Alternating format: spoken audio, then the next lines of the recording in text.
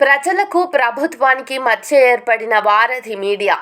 ప్రజా శ్రేయస్సు కోసం ఈ దేశంలోనే కాదు, ఈ విశ్వంలో ఏ చోటుకైనా వెళ్ళి ఊహకి అవాస్తవానికి మధ్య ఊగిసలాడుతున్న వాస్తవాలని ప్రజలకు తెలియజేసే బాధ్యతతో కూడిన హక్కు మీడియా ప్రతినిధులకు ఉంది.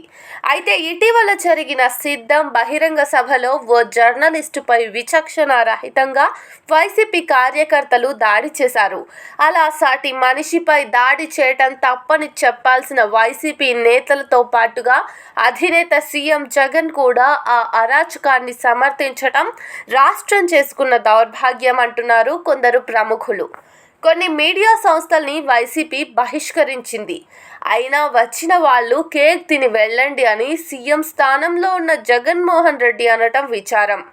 వెలివేయడానికి, నేను మాట్లాడను పో అనడానికి మీ బంధువులో, ఇంట్లో వాళ్ళో కాదు మీడియా. ఎక్కడికైనా వచ్చే అధికారం మీడియా ప్రతినిధులకు ఉందని ఆగ్రహాన్ని వ్యక్తం చేస్తున్నారు ప్రతిపక్ష నేతలు. ఇక తాజాగా ఇదే అంశంపై మెగా బ్రదర్ నాగబాబు స్పందించారు. మీడియా ప్రజాస్వామ్యంలో 4వ స్తంభం అని పేర్కొన్నారు. ప్రజలకు ప్రభుత్వానికి మధ్య మీడియా వారధిగా ఉందని కొనియాడారు.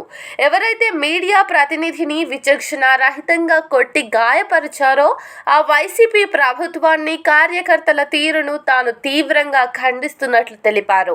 ప్రజలకు మంచి చేకూర్చే వార్తలను, సమాజానికి నష్టాన్ని కలుగజేసే వ్యక్తుల తాలూకా సమాచారాన్ని మొదలైన వార్తలను ప్రజా శ్రేయస్సు కోసం మీడియా ప్రసారం చేసే వ్యక్తులు జర్నలిస్టులని, అది వాళ్ళ వృత్తి అని పేర్కొన్నారు.